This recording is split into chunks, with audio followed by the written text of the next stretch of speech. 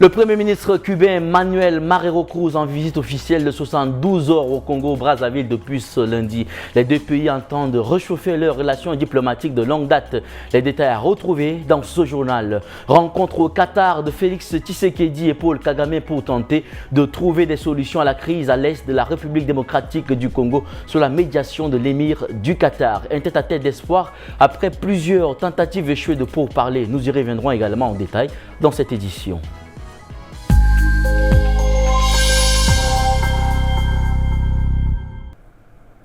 Mesdames et messieurs, bonsoir et bienvenue sur Tchad-Info TV. Brazzaville et La Havane ont décidé de relancer leurs relations qui avaient perdu leur éclat de l'époque du marxisme-léninisme triomphant au début des années 1960 et 1970. C'est ce qui explique une visite de 72 heures du Premier ministre cubain Manuel Marrero Cruz qui a commencé ce lundi 17 mars au soir. Le Premier ministre cubain Manuel Marrero Cruz est arrivé au Congo-Brazzaville en compagnie de son épouse par un vol régulier d'Air France. Selon le programme officiel, il doit échanger ce mardi matin avec le Premier ministre congolais Anatole Koliné Makosso.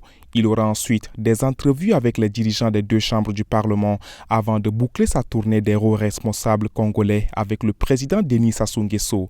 Selon une source, l'objectif de cette visite est de redynamiser les relations entre les deux pays, très proches à l'époque où ils étaient tous les deux marxistes, léninistes et dans le camp de l'URSS.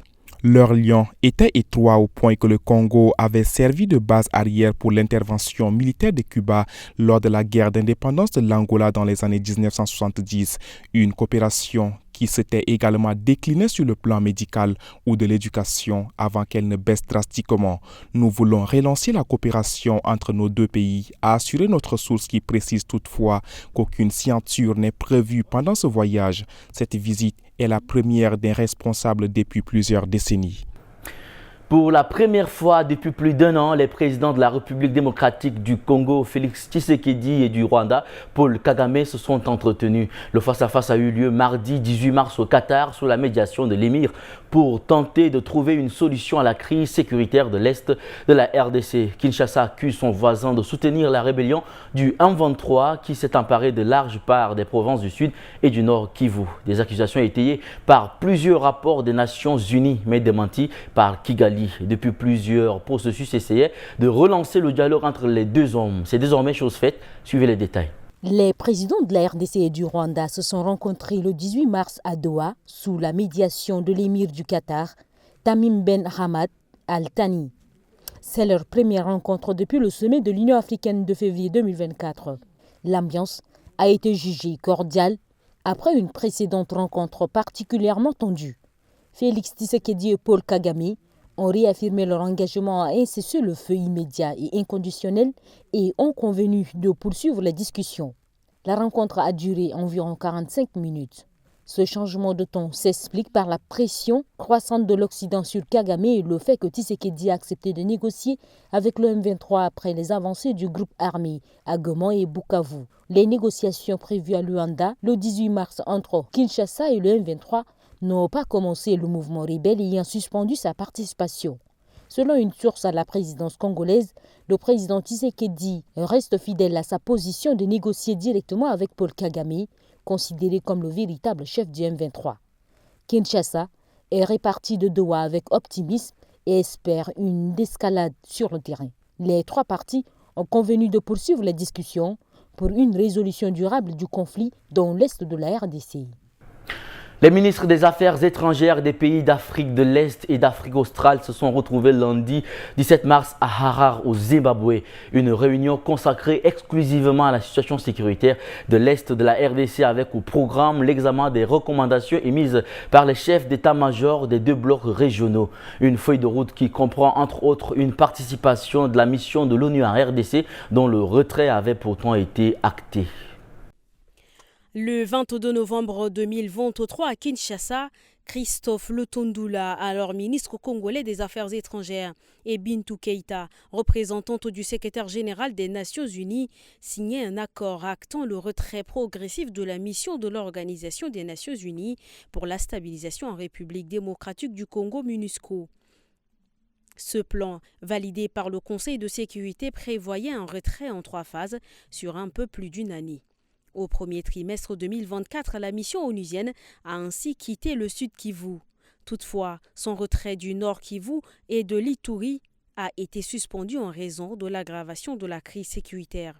Aujourd'hui, face à la détérioration de la situation, les chefs de la diplomatie de ces deux provinces demandent non seulement le maintien de la MONUSCO, mais aussi son retour au sud Kivu. Officiellement, la mission n'a plus de mandat pour cette province. Un retour nécessiterait donc un nouvel accord du Conseil de sécurité. C'est tout à fait envisageable, confie une source onusienne. Si le Conseil entérine cette décision, la MONUSCO retournera bien au sud Kivu. Direction à présent la France où Emmanuel Macron a choisi la base aérienne de Luxeuil-Saint-Sauveur en Haute-Saône mardi 18 mars pour annoncer les nouveaux investissements de la France en matière d'armement. Une halte sur le chemin de Berlin où il devrait rencontrer le chancelier Olaf Scholz et celui qui va lui succéder, Friedrich Merz, pour montrer sa volonté de préparer la France à se défendre alors que le sort de l'Ukraine se jouait au cours d'un appel téléphonique entre Donald Trump et Vladimir Poutine. Les images sont en elles-mêmes parlantes. Emmanuel Macron s'est exprimé sur le tarmac de la base Luxeuil-Saint-Sauveur devant un parterre de militaires mardi 18 mars.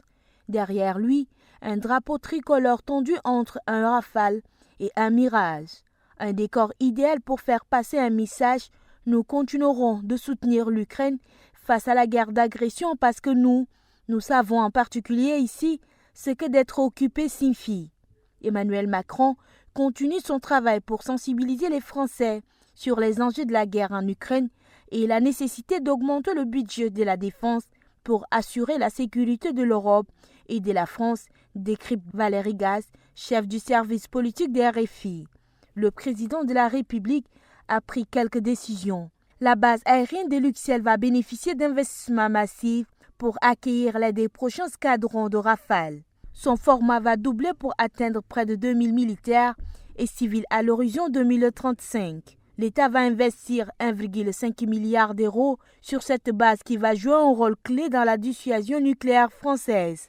Luxeuil sera à l'horizon 2035 la première base à accueillir la prochaine version du Rafale et son missile nucléaire hypersonique, figure du renouvellement entamé de la modernisation de notre dissuasion nucléaire, déclare Emmanuel Macron. Le président de la République endosse encore une fois son costume de chef de guerre et fixe ses objectifs. Ce que je veux, c'est que nous soyons prêts. Ce que je veux, c'est que nous soyons protégés. Le scandale fait grand bruit au Sénégal, arrêté samedi 15 mars à la suite de l'interception de 241 migrants au large des côtes sénégalaises. Lansana Sarr a été déféré mardi 18 mars devant le pôle judiciaire financier de Dakar. Le maire de la commune de Dionewar est soupçonné d'avoir été un membre actif d'un vaste réseau de passeurs. Arrêté samedi 15 mars à la suite de l'interception de 241 migrants au large des côtes sénégalaises qui tentaient de rejoindre les îles Canaries, selon la presse sénégalaise, Lansana Sarr, le maire de Dionewar, une île du Sine Saloum, est poursuivi pour association de malfaiteurs, trafic de migrants, mise en danger de la vie d'autrui et escroquerie. 6 complices présumés sont entendus avec lui au pôle judiciaire financier de Dakar. Maçons, pêcheurs ou ouvriers, eux aussi auraient participé à l'organisation des départs pendant plusieurs années. Alors que Lansana Sarr est suspecté d'avoir reçu 2 millions de francs CFA d'un convoyeur, chacun des candidats à l'immigration lui aurait également versé entre 300 000 et 400 000 francs CFA, l'équivalent d'environ 600 € pour la traversée. L'enquête devrait déterminer s'il était ou non à la tête du réseau ou simplement l'un de ses acteurs. De son côté, l'édile se défend en expliquant que les sommes reçues des migrants étaient destinées à leur chercher des avocats si leur voyage se soldait par un échec. Dans la commune et aux alentours, beaucoup d'habitants sont très surpris car il s'agit d'une première. Jamais encore une autorité locale n'avait été impliquée dans ce genre d'affaires, bien que la région soit un lieu de départ massif pour les embarcations à destination des Canaries. En 2024, près de 10 000 personnes ont disparu en mer en essayant de gagner l'archipel espagnol. Et c'est la fin de cette édition. Mesdames et messieurs, merci de l'avoir suivi. Très bonne suite de programmes sur Tchad Info TV, votre chaîne d'information.